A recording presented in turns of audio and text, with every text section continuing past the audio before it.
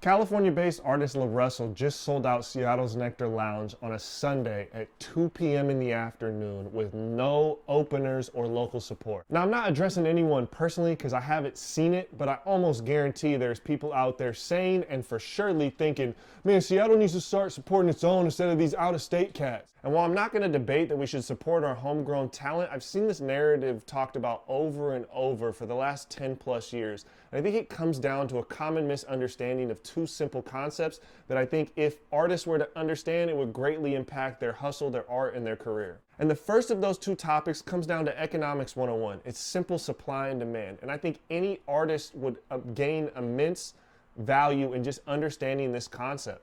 There's two things, supply and demand. That affects the price of anything. If you want something and there's an infinite supply of it, the price of it is usually pretty low. If a lot of people want something and there's a limited supply of it, the price is infinitely high. The desire is there and there's not enough supply to match that.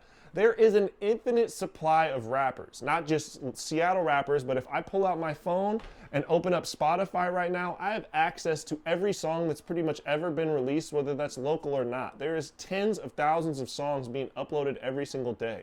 Being an artist is not going to drive demand. There's tons of artists. Being an artist from a certain city is not going to drive demand.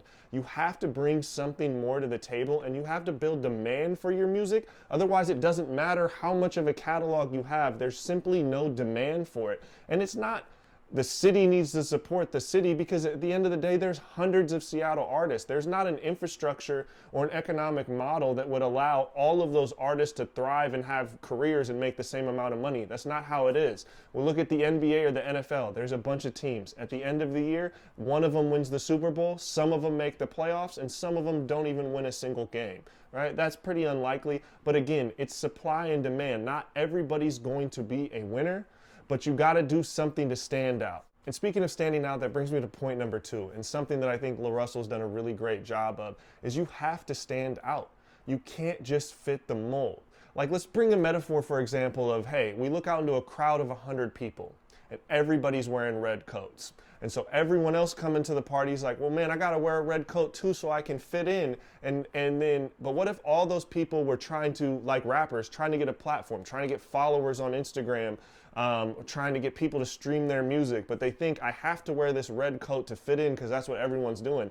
Now you just have 100 people all wearing the same thing. Nobody's standing out. Someone walks in there with a yellow coat on, that's going to stand out. Not saying they don't have a good enough talent or anything past that, then it's not going to convert to actual fans, but it's going to initially stand out. And something that a lot of artists struggle with is everyone goes to look the exact same way, sound the exact same way, talk about the exact same things, and nobody ever stands out. And it goes to further than just sounding and looking like one another. There's aspects of content and approach to the hustle of just breaking the mold.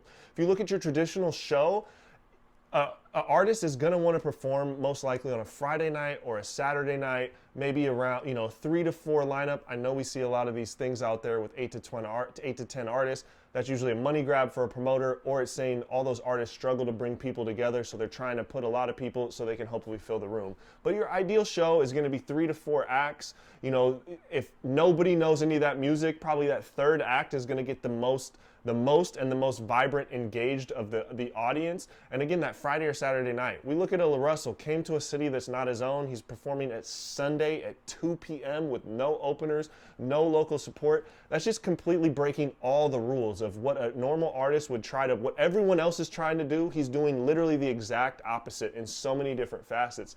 Thus, it stands out, and thus the approach resonates with people and connects in a different way. And think about it. The person that's going to go to a show at Friday night and show up at 11 p.m. after pre-funking, they're only going to want to watch 10 to 15 minutes of music before they're just talking over the music. They're at the bar. People are complaining. Nobody here is listening to the music. Again, we're going back to supply and demand.